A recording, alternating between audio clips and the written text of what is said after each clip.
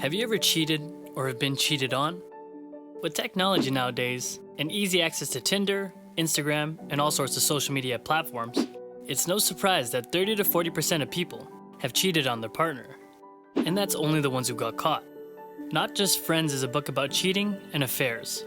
Shirley Glass, the author, explains the stages of emotional affairs, the signs, and how to heal from emotional affairs as a couple. Let's get started.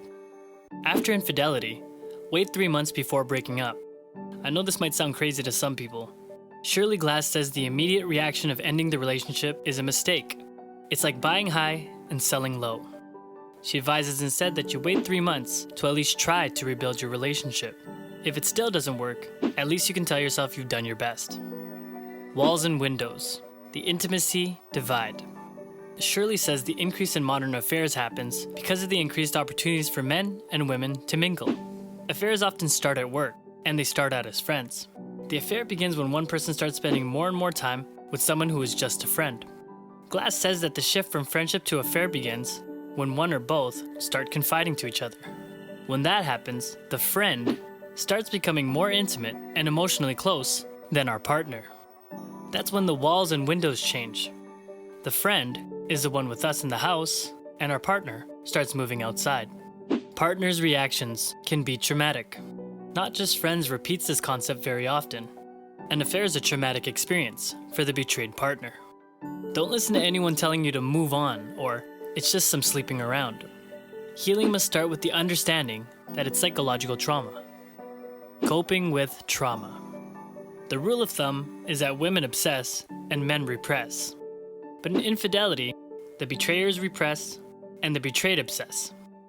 Glass says that obsessing is not pathological, but it's a normal response. Here are some tips to let go. Write down your thoughts. Many obsess in fear that they could forget their pain. When you write them down, you can more easily let them go. Also write letters to the affair partner and write down all the questions you want your partner to answer. Get the truth. Secrecy fuels obsession. With the help of your partner, get the truth. Emotional control. You can schedule obsession time slots when you are free to think about the affair. Outside those times, distract yourself. Avoid painful situations. In the beginning, it's best to avoid any situation that could remind you of the affair. The advice to face your fears right away is a typical example of bad folk wisdom. Face flashbacks together. It's incredibly helpful if your partner supports you dealing with the traumatic flashbacks. Little by little, you can also revisit the crime scenes with your partner. For example, holding your hand. Healing together. These are the steps to healing together. Safety first. Cut contact. The unfaithful partner must eventually cut all contact with the affair partner. If the betrayed partner asks to be present when the unfaithful partner makes the last call or sends the last text, email, or letter, that's a fair request. Tell the story with honesty. You rebuild trust with complete honesty. If the unfaithful partner still has feelings towards the affair partner, he must confess so, sharing all contacts with the affair partner too. Accept ambivalence. If the unfaithful partner feels ambivalent and still has feelings for the affair partner, he must say so. It's hard for the betrayed partner to accept that, but they must strive to. Of course, if there are no feelings involved, or if the unfaithful partner can move on quickly, it's much better.